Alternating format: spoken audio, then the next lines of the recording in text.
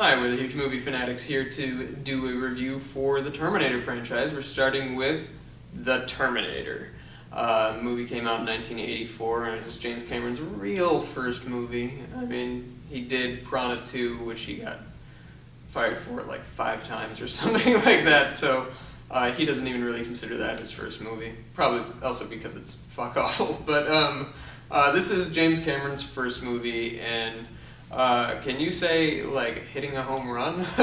This movie is astonishingly good for a first-time real feature made on relatively low budge. He made low budge look really good. I mean, when you look at how much the movie actually cost to make, it's shocking because you'd think it would cost millions and millions of dollars more than it actually did. And like, there's a lot you can do with a little bit of aluminum foil and some Christmas lights. Oh, is that what the endoskeletons made? When it's getting crushed at the end, yeah, that was how they did that. And then he had a cigarette and he was blowing smoke in there for the effect, and it was just shot with miniature. And it's like, man, that dude is a talent. Casting. Arnold's the obvious one, and like, he didn't have a whole lot. He just had to look menacing. We'll talk about him more later, but he had an excellent screen presence. But Michael Biehn, or Bean, Isn't it Bean? Yeah, Michael Biehn and Linda Hamilton are freaking amazing in this movie. And she's like so meek, and you see her transformation from sort of meek, pathetic kind of girl to the warrior that she ultimately will become. And Michael Biehn sells this movie, and again, this is one of those things where franchise kind of ruins it, where it ruins and helps, because Terminator in this, Arnold is the bad guy. So the fact that there's a franchise, people can go back to this one and be like, wait, I thought he's a good guy. Like, oh, that's right, because... And you assume that Michael Biehn would be the bad guy, right? Yeah, shit. So that is a sort of a reverse of that, where that's kind of cool going back in retrospect, because I have shown it to people who just know the franchise, that Arnold is this robot that's protecting a little boy and stuff, and they watch this one, there's no little boy, Arnold's there, and he's thrusting his fist through somebody in the opening scene, and all that stuff. We've mentioned this in the past, this is my number 2 all-time favorite movie. I just love the speed with which everything goes. The entire story is told on the run from the get-go. Like, you don't have like quiet moments where you're discussing things. No, it's that they're hiding in a car and telling, and he's like, exposition can really suck, and it does so many movies. Yeah, and this one, you're just with him, and you're like, oh shit, I don't want to be seen either. No, like, you slouch down when you watch it. Pretty much. I got a chance to see this in the theater at Marcus when I was probably there too, like with Jaws. Yeah, and before I knew this son. Yeah, and it was just fantastic seeing this one. And I saw it with 4 people who'd never seen it before. And 2 that had besides me, and we were all just kind of like looking at our friends the whole time watching to see what the reactions were, and that was really fun. And I think the Terminator effects still work for the most part. The really bad animatronic cutting out the eye thing is really dated. But outside of that, like, I mean, the stop motion of the Terminator walking after it's been damaged with its leg and whatnot, that stuff still works, and he's menacing, and especially when he's crawling at the end of the movie to get to her, that works pretty well. I love the characterization of Kyle Reese. He's fantastic, and you're with him every step of the way, and you're rooting for him, and it sucks when he gets shot, and you're like, oh my god, what's going to happen? And I like that he still is protecting her even through all of that. And my favorite scene in the movie is when she grabs him, and she's like, up on your feet, soldier, on your feet, and then pulls him up, and then the Terminator comes around the corner. That's just fantastic. Like, this was the start of a really sort of wonderful creative genius in terms of what he did with some of, especially his first 3 early movies, James Cameron, where he took something that you're sort of familiar with, like you've seen like time travel movies or robot attack kind of movies, and did something unique and creative with it, and put on this really kind of epic love story there that actually works and doesn't sink and like make the movie kind of boring. whole movie's predicated on that whole love scene, and even though that doesn't make sense when one uses logic, it really works, and that's what sort of set this movie apart. And there are many iconic lines like Sarakana, and then just breaking the door down, like pumping multiple shots into that poor woman. Yeah, I think that showing at Marcus was it was like the new mix, like it was actually like a 5.1, and I hate the sound they replaced his gun with. It was like, because back in the old days, and the original ones, you know, a mono sound mix, and back in the old days they just used like the Dirty Harry from the 70s sound of his gun is just a, and now it's like just like, it sounds so, I can't believe the sound they put. But when they did the 5.1 remix at some point for the, you know, the DVD originally, they switched out some of the gun sounds, and I hate how the gun sounds now. But anyway. That stuff doesn't bother me. Well, I'm a purist when it comes to, I've mentioned before on my, like our intro or reviews, which no one cares to do, which is fine. We'll intro our reviews then.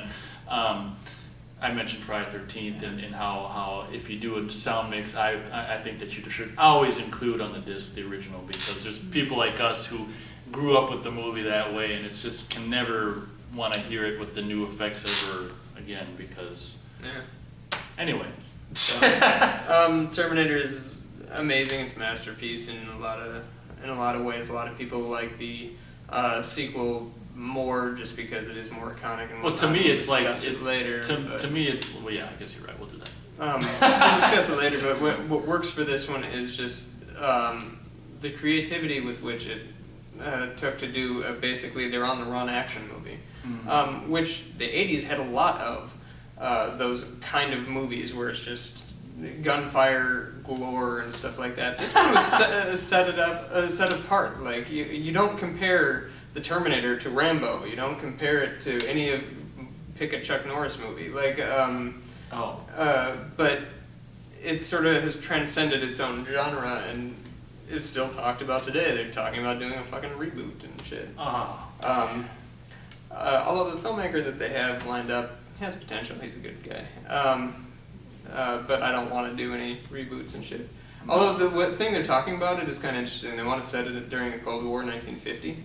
And I'm like, that could be interesting because there's really no weapons or anything that you can fight back with. Like, that could be kind of interesting. But anyway, yes. Off topic. 4 stars. What does Nate say?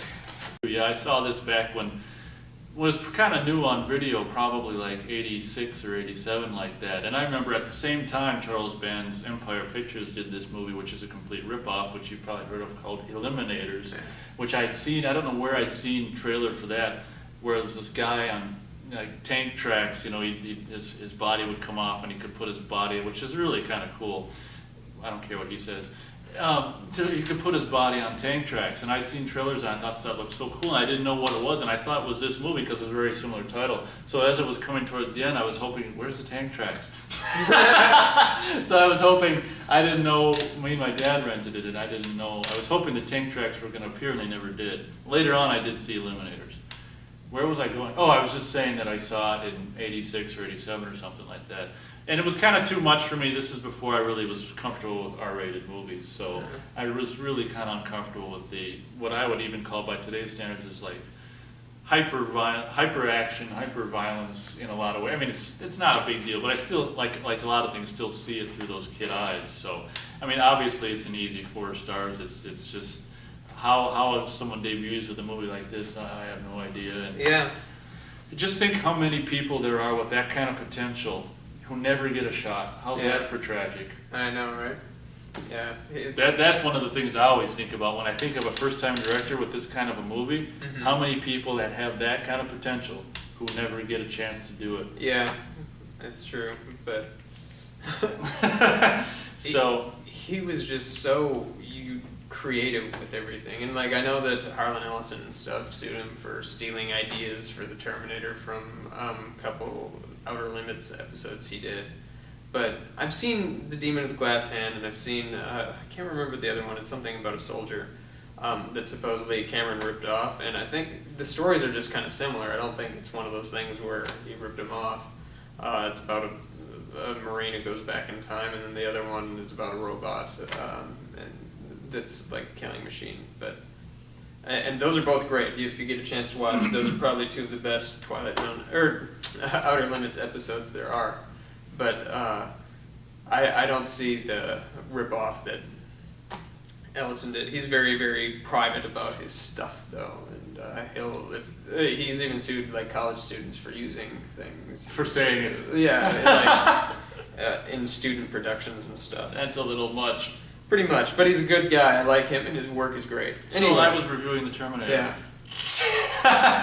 This is kind of like Back to the Future and Texas Chainsaw in that I don't know where the hell to begin. So I'll probably, just to cut it short, I'll just say it's great. Forrest, this is a lame review on my part, but you said a lot, and I agree with it. So there's so many the action scenes in the movie are great, but they actually like serve a purpose. I was just thinking how nervous you are through each one of them about the outcome. Yeah, of each action scene. It's like in the music too, Brad. Yeah, I can't remember. Like I haven't Fidel seen it. or something like that.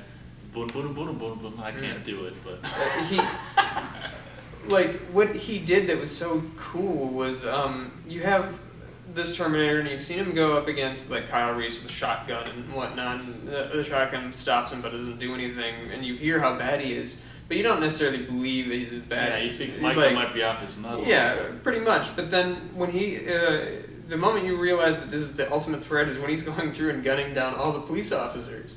Like that whole scene, and then how that becomes kind of relevant in the second movie. Like how he just goes through and eliminates an entire building full of officers, gunning them all down, taking the shots, and it's not doing anything. That's where you're like, this can't be stopped. What are we gonna do? Like, you're with him every step of the way. Like there is no weapon that can stop this guy. And the ultimate ending of it was really kind of neat. Like, how do you just stop something like that? Well, you fucking crush him, and that was so cool. One thing I want to say that I keep thinking of when you're talking is how, because Kyle comes from this world of basically like an animal surviving in the wild, his character is so wound up and just like, coming into this not so, it's still LA and it still sucks, but it's not as bad. Yeah. And in the way he's just like so intense, almost drains your energy for me as a viewer. Like, not in a bad way, but it's I guess it's done so well that it's like, oh my god, I can't stand watching it. I also like when he lands, and this isn't something that you really notice the first time around, but the second time around, like when he lands naked and whatnot, you see how much scar he has all over his body. Like everywhere he has scars, like huge ones on his back that look like laser burns and stuff. And and the first time you see the movie, you might notice it, but once you know, the world that he's grown up in and whatnot, that really becomes relevant in seeing what he's put his body through, and why it's so important to stop the Terminator and save John Connor or whatever. So, and then having him sleep in that thing and having that machinery go back to the flashback scene was cool. Because there's only two times. Is that only two times we see in the beginning and in that scene? Yeah. Is that the scene where we see is that a woman? Yeah. Who gets blown up? Must have been like his squeeze or something at the time. Yeah, I don't know, but that's you see it once more when it's sort of in his dream with the hunter killer, where that guy. Guy comes in the door. Yeah, that's a scary ass image too. Yeah. Like that backlit. Where you just see the eyes. Yeah.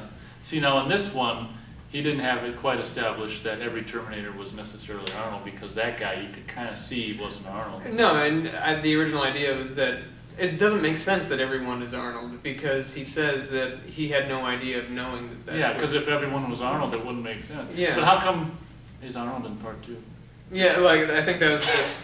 he wanted to throw something interesting at the audience, where the first time he was a bad guy, this time we're going to make you think he's a bad guy for a while, and then he's a good guy. You're trusting kind of the cop guy for... I think in an effort just to save time, maybe we'll just end it, but, it's pretty much just praises, and like he says, for what they achieved with the budget was pretty gosh darn amazing. Yeah. So in order to save time, because we got 3 other Terminators to review, we'll just leave it at that. Plus every single video game, and we're gonna review every single Terminator model and figure. Yes. Just kidding. So Matt wants me to say, I'll be back. So I'll also say, as Huge Movie Fanatics, we'll be back with the next review, which will probably be Terminator 2. Thanks for watching.